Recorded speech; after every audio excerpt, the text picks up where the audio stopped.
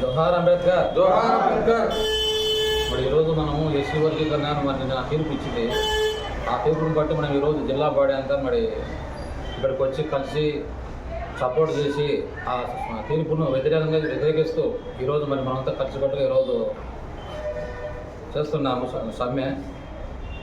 ఎందుకంటే ఈరోజు ఎస్సీ వర్గీకరణ రాష్ట్ర ప్రభుత్వాలకు సంబంధించింది కాదు, ఇది పూర్తిగా రాజ్యాంగం విరుద్ధమని 2005లోనే సంవత్సరంలోనే సుప్రీంకోర్టు ఎస్సీ వర్గీకరణను కొట్టివేసింది.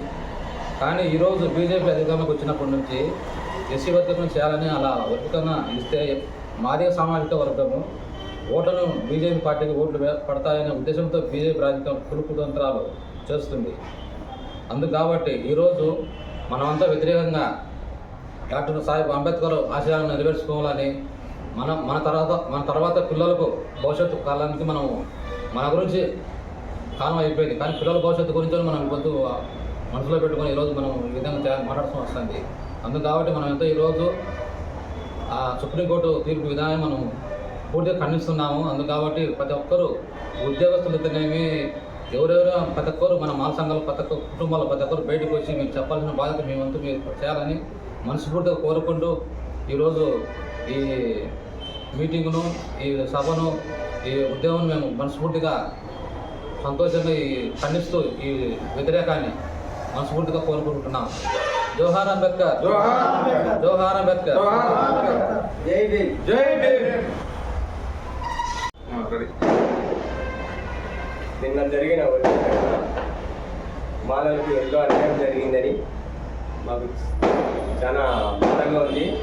వర్గీకరణ అనేది ఒకప్పుడు కమిటీలు వేసి కమిటీల ద్వారా కొంతమంది రాజ్యాంగంలో లేదు, ఇది పొందుపరచలేదు, వర్గీకరణ అవసరం లేదు అని సుప్రీంకోర్టుగా కొట్టేయడం జరిగింది.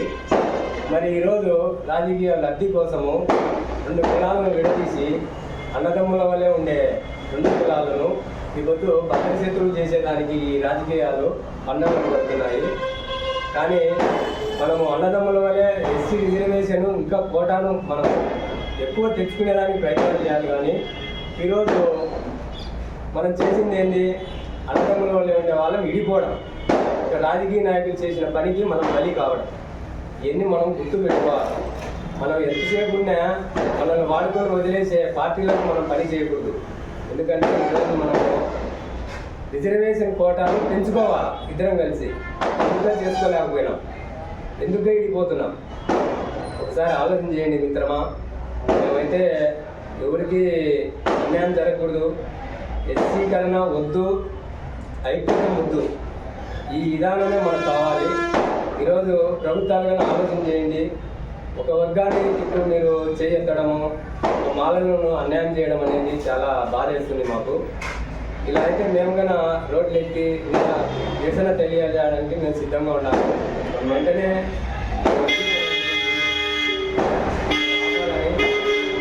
ఎక్కడైతే ఉద్యోగస్తులు ఉన్నారో మాల సహోదరులు అందరూ మీరు ముందుకు రావాలి. మీరు రాకుంటే ఏ పని కాదు. ఇప్పుడు అంబేద్కర్ పెట్టిన రాజ్యాంగంలో ఆయన నీకు ఉద్యోగాలు వచ్చినాయి. ఇప్పుడు మన ఉద్యోగాలు అన్నీ పోవడానికి తగ్గడానికి ఈ బీజేపీ ప్రభుత్వం కానీ ఈ పైన అధికార పార్టీలు కానీ మనల్ని తొక్కడానికి ప్రయత్నాలు చేస్తుంది. వర్గీకరణ వద్దు, ఐక్యత వద్దు, ఈ విధానంతోనే అందరం పనిచేద్దాం. ముందు ఉద్యోగస్తులంతా రావాలా బయటికి, మీకు మేము ఉంటాము, మా సంఘానికి మీరు తోడు ఉండాలి. అందరికీ జై భీమ్. జై భీమ్. జై భీమ్. వర్గీకరణ